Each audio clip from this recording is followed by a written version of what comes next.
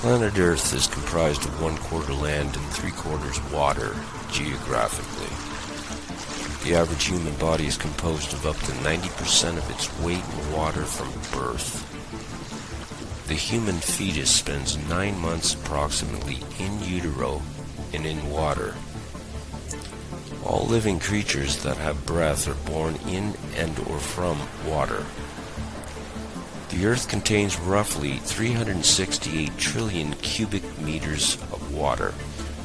Humans throughout history have used less than 10% of the world's water resources at any time. The average modern-day human being uses approximately 100 gallons of water a day. That is 5 times the weight of the average human being, over 800 pounds. The average healthy human being will drink up to 3 gallons of water a day.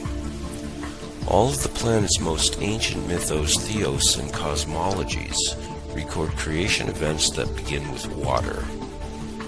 All laws, since primordial antiquity, were written to regulate land and sea separately.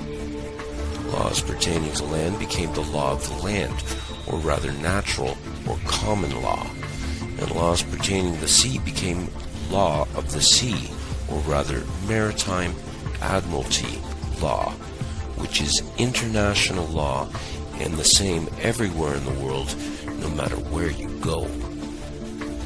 All laws since time immemorial originate from and are based upon ecclesiastical or canon law via the ancient laws and ecclesiastical right of kings.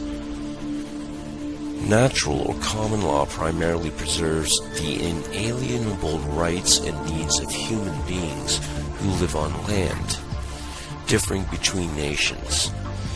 The law of the sea, or maritime admiralty law, primarily grants the right that is legal to conduct merchant, banking, corporate, international commerce.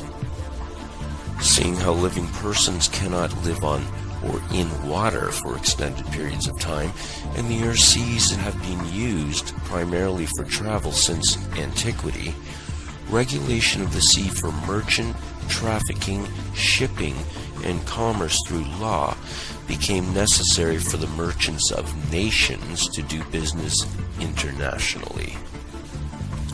The law of the sea, maritime admiralty law, is universal and transcends all national boundaries and laws legally. What is legal is not necessarily lawful. Natural or common law, the law of the land preserving the rights and freedoms of living persons, is lawful. Maritime admiralty law, or UCC, Universal Commercial Code, is legal, and that legal robbery and murder. In ancient Rome, a Roman maxim law stated that he who will be deceived, let him be deceived, which means the responsibility of the deception is on the one that is deceived by it. Basically, if you get it up the hoop, or what we commonly refer to as being stiffed, shafted, that's your problem. Unbeknownst to everyone, maritime admiralty law, the international law of the high seas, came upon land like a flood and made every man, woman, and child since that time dead in the water. The word maritime comes from the Proto-Italic cognates mer, mar, mare, and mari, which all mean water. These cognates are found in words like commerce and merchant and maritime. The water that flows by currents in rivers is directed by the river banks. Water that flows in the world of maritime admiralty law is money, because money is water. Money is currency. It's liquid, as in liquid assets. Money, or monai, mono-I, or simply one eye in maritime admiralty banking laws, is the lifeblood, the cash flow of the system of merchandising and traffic. To traverse this fictional world, there must be ships. Ships traverse water or the sea, and when they come to land, they come into a port. When you plug your electronic device into a computer, you're plugging it into a USB port, a universal serial bus port. The world of the internet is analogized with water as well. We have the deep web, and when you do a live social media broadcast on the internet, you are streaming the show. When a ship pulls into the port, it comes down a canal to where there is a dock, and there the ship is tied off. The ship's captain submits to the dockmaster a manifest of birth, a license and manifest of goods and services being delivered by the ship to the dock. The dockmaster signs the manifest claiming the cargo as property now of the ward, which includes livestock. All ships are female. A woman is a ship. A man is a fabricator. A man delivers semen into a vessel. The woman bears the cargo of the semen and labors for 9 months, wherein her water breaks, and the semen in the hold come down the birth canal through a port of entry and are delivered in a hospital delivery room. According to Black's Law Dictionary, a hospital is also a bank and also a church.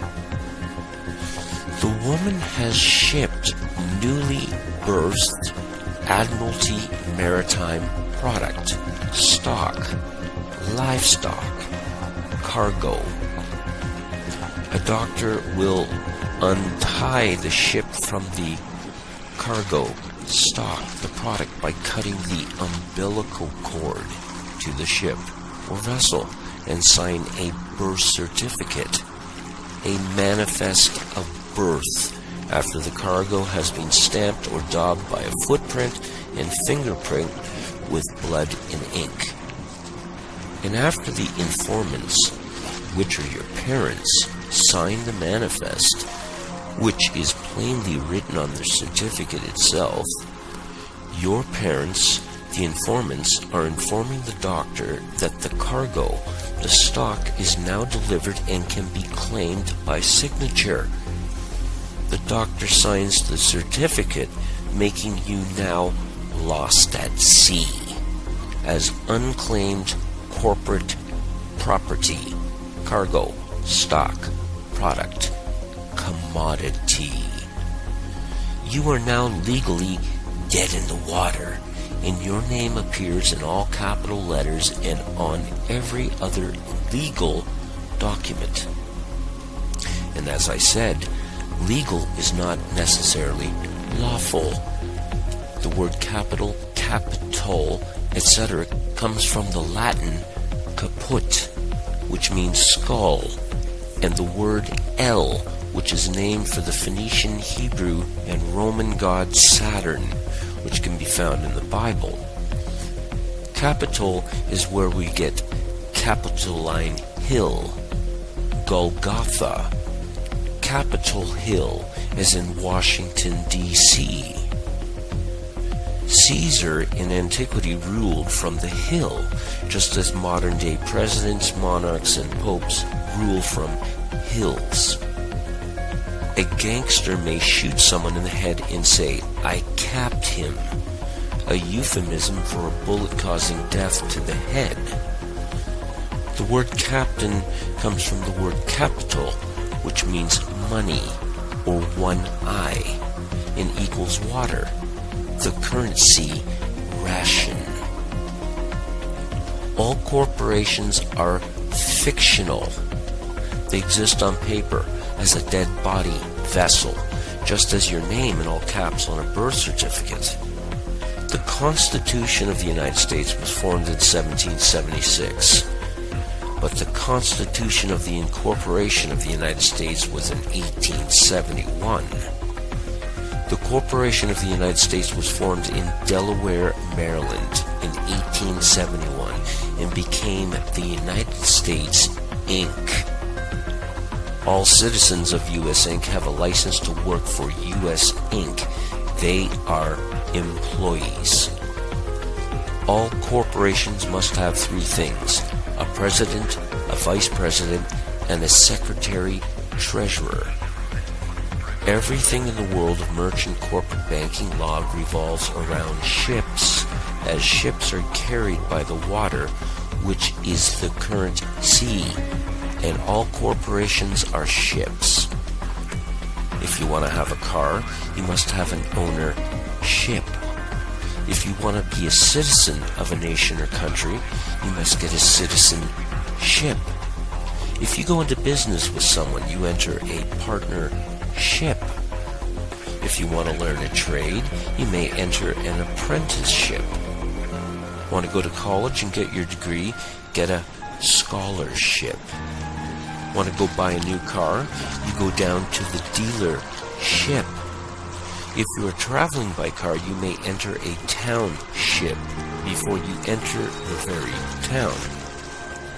When a man and woman get married, and the word invokes maritime admiralty law, they enter a business contract and obtain a marriage license to do business as a partnership. If you go to a church, which means a bank according to Black's law, you are going to a place of worship. Everything is a vessel, a fictional ship created out of thin air on paper in the sea of corporate commercial banking laws of pirates of the high seas. A person, according to Black's Law Dictionary, is a monster. According to canon law, Goyim, translated from the Hebrew to mean nations, cattle, chattel, animals, beasts, non-human according to rabbinical sources which are authoritative in ecclesiastical or canon law, which includes Talmudic rulings. Goyim have no rights. Admiral or admiralty laws apply to the authority of the captain, who is the admiral of the ship. The captain, or rather the admiral, who has absolute power and control of the ship, can make up the rules as he goes along.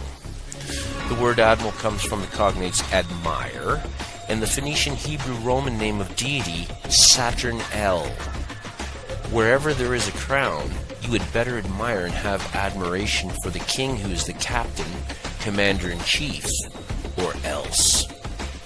Under common law, there is no such thing as a victimless crime, and a victim receives compensation and redress for damages. Aboard a ship, the captain can make any act a crime and he can impose sanctions accordingly. If you have a house and want to sell it, you put it up for sale. You are placing a sale on a ship which will set sail and dock to another port when sold. When you send a package somewhere abroad, you are shipping it, even though it's more than likely traveling by land. If you are losing your house, it's said that your house is underwater. If you get in trouble with the IRS, or if you go to prison, it's said you have landed in hot or deep water, and someone has to come and bail you out. A ship pulls into a port and gets tied off at a dock. When you go to a court, your case is placed in a docket. All courts in the land are judiciaries. They are judicial courts operating under mixed Roman, common, canon, and admiralty maritime law under a crown. They are ships docked on land. This, according to the Judiciary Act of 1789 passed by Congress, which made all district courts admiralty courts having maritime admiralty jurisdiction. The United States of America and the United States are two different entities. One is a corporation, the other employees of the corporation. The United States of America never ever did win its independence from the Crown in the Revolutionary War. The Charter of Virginia of 1606 granted colonists a license to settle and colonize America by the King. The Treaty of 1783, after Cornwallis surrendered to Washington at Yorktown, completely contradicts and negates the generally assumed and taught notion that America won its independence from Britain. The first article of the Treaty of 1783 relinquishes all claims to America except for the continued tribute to the King under the Charter of Virginia of 1606. The charter was invoked by King James I, who gave you the King James Bible, and it states in Section 9 of the charter, and I quote, "Yielding therefore to us, our heirs and successors, the 5th part of all the same gold and silver, and the 15th part of all the same copper, so to be gotten or had, as is aforesaid, without any other manner or profit or account, to be given or yielded to us, our heirs or successors." The Revolutionary War was over in 1781, but the Treaty of 1783 was signed 3 years later, which means the war was not over, nor was it won. The Treaty of 1783 upheld the tribute to the King's venture by the colonists, which means America remains to this day a British colony that pays tribute to the Crown, as imposed by the Charter of 1606. America was conquered. Liberty is not freedom. A sailor on a ship gets liberty when he's allowed to have a short leave from the vessel when the ship pulls into port. A dog has liberty on a leash when you take him for a walk. A prisoner gets liberty when he's allowed out of the cell into the courtyard for a few hours while under the careful watch of snipers. Liberty is a license. It is a privilege allowed by a ruler, owner, king, etc. to a subject of the same. America never has been the land of the free at any time. It's the land of liberty on the leash of the Crown. In the year 1106, the judgments or rules of Oleron were first implemented by Eleanor of Aquitaine, after her return from the Second Crusade, having accompanied her first husband, King Louis VII. These were codified maritime admiralty laws that were supposed to protect the Crusaders' estates and titles while they went and fought the Crusades. This was based on the Greek maritime law of Rhodes of 900 BC called Lex Rhodia, which in turn came from the mariner laws codified ecclesiastically by the Phoenicians, who began their merchant mariner empire in 1586, lasting 1,000 years. In the year 1666, a great fire broke out in London while the Black Plague was ravaging Europe. The fire was intentionally set in Pudding Lane, as some historians believe, to clear out the slums to make way for what would eventually be the City of London. Parliament, behind closed doors in secret, invoked the Sesquiquavie Act of 1540, enacted by the then King Henry VIII, reworked and instated by Charles I of the time. Sesquiquavie, from the Old French into English, means "this killed that life." This made all men, women, and children presumed and assumed dead, and a trust set up. According to Black's Law Dictionary, Sesquiquavie means the person whose life measures the duration of a trust, gift, estate, or insurance contract. The life of a trust is 7 years under the law of limited liability. This act is most diabolically evil because it killed everyone and gave them 7 years to claim back their lives.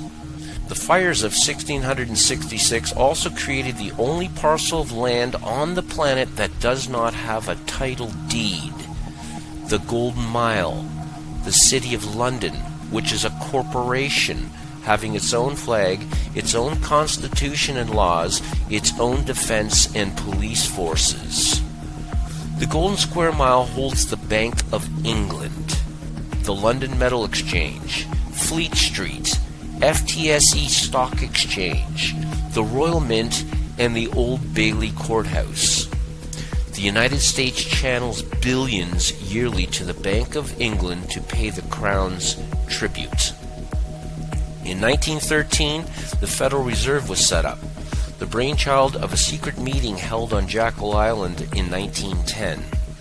As United States Inc.'s debt soared well above the estimated gold reserves the corporation of the U.S. held as a standard for the dollar, the Federal Reserve Act was passed on Christmas Eve while Congress is away, giving the power for a foreign corporate entity to print fiat and collect interest on monies created from thin air. A bank does not loan you money. That's illegal. A bank gives you credit, which is legal, but not necessarily lawful. In 1917, the Balfour Declaration was introduced, paving the way for the establishment of the State of Israel in 1948. The Bolshevik Revolution broke out in Russia that was funded and began by Wall Street bankers such as Jacob Schiff and J.P. Morgan.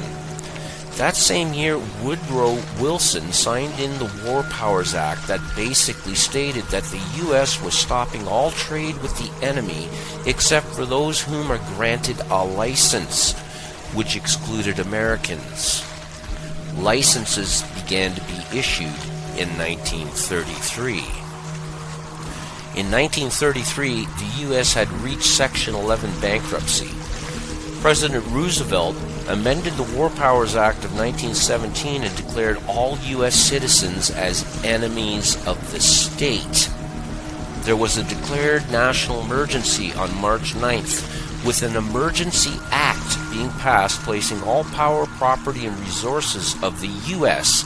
into the hands of the President under martial law that has continued ever since. This is renewed yearly by executive order. The Federal Reserve began to print fiat money. The all-seeing eye was placed on the dollar bill. All men, women, and children born ever since arrive as collateral for U.S. Inc.'s debt, as slaves and enemies of the state.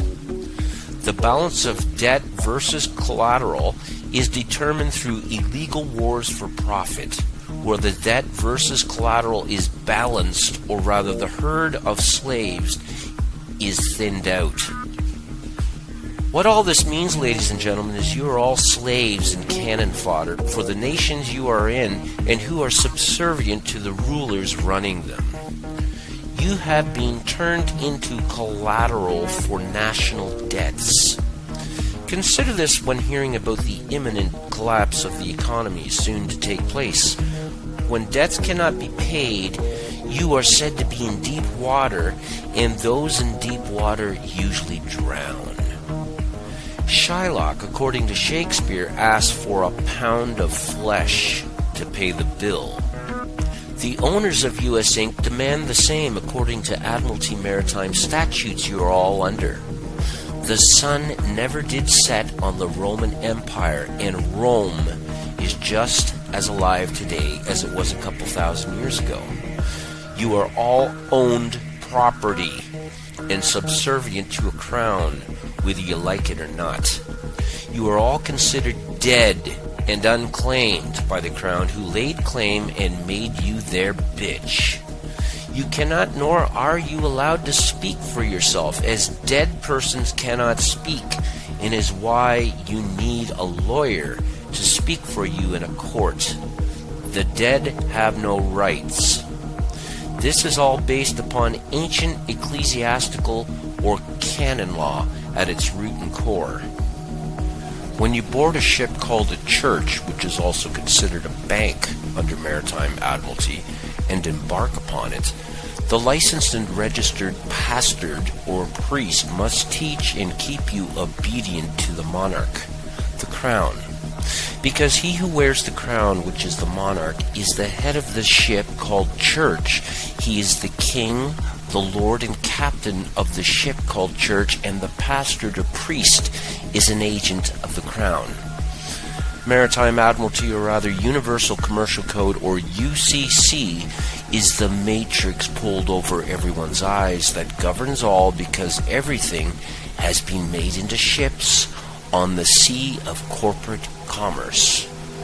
Without their one eye, which is money, which is water, all ships are dead at sea and cannot traverse their fictional matrix they created. It's now high time for a concerted universal mutiny.